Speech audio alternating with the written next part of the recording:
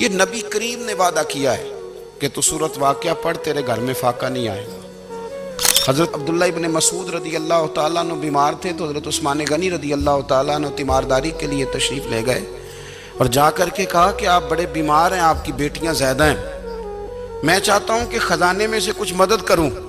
تو سیدنا عبداللہ ابن مسعود رضی اللہ تعالیٰ عنہ اٹھ کے بیٹھ گئے اور کہنے لگے امیر المومنین، اللہ آپ کو میری طرف سے، میری بیٹیوں کی طرف سے بہتر صلہ دے، میری بیٹیوں کو کسی خزانے کی ضرورت نہیں، میں نے انہیں خزانہ دے دیا ہے۔ کہا جناب آپ نے کون سا خزانہ دیا ہے، میں آپ کے مالی معاملات کو جانتا ہوں۔ تو فرمانے لگے امیر المومنین، میرے نبی کریم نے فرمایا ہے جو سورت واقعہ پڑھے اسے کبھی فاقہ نہیں آتا، میں نے بیٹیوں کو یاد کرا دی ہے، یہ خزانہ میں نے انہیں دے دیا ہے۔ وہ سارے والدین سنیں جو بیٹیوں کے لیے پریشان رہتے ہیں۔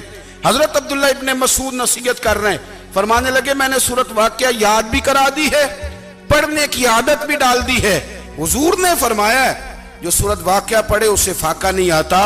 کہنے لگے چاند تو اپنی جگہ چھوڑ سکتا ہے، سورج گر سکتا ہے، تارے ٹوٹ سکتے ہیں، پر مدینے والے رسول کی بات غلط نہیں ہو سکتی۔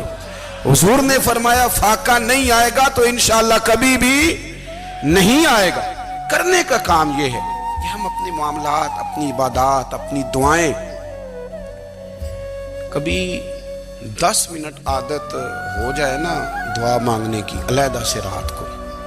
حضور نے فرمایا جو فرض نماز کے بعد دعا مانگے اللہ اس کی قبول کر لیتا ہے۔ نبی پاک صلی اللہ تعالیٰ علیہ وسلم نے فرمایا اللہ مسافر کی دعا قبول فرماتا ہے۔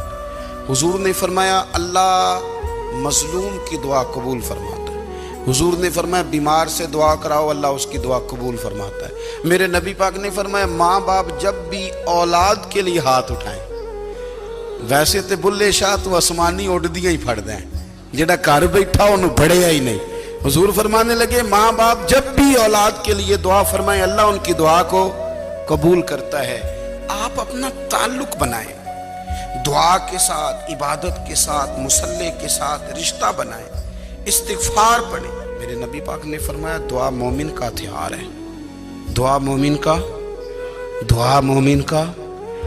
حضور نے فرمایا تقدیر کو سوائے دعا کے کوئی چیز نہیں بدل سکتی۔ دعا مومن کا ہتھیار ہے، یہ کافر کے پاس کوئی نہیں، یہ ہتھیار ہے مومن کا۔ اللہ کرے آپ کو سمجھ آئے، پھر سنیں، کئی بار کہہ چکا ہوں یہ ہتھیار ہے۔ کافر کے مقابلے میں جو تیرے پاس سب سے بڑا ہتھیار ہے وہ دعا ہے۔ دعائیں کرانی چھوڑ دی، کرنی چھوڑ دی، لینی چھوڑ دی۔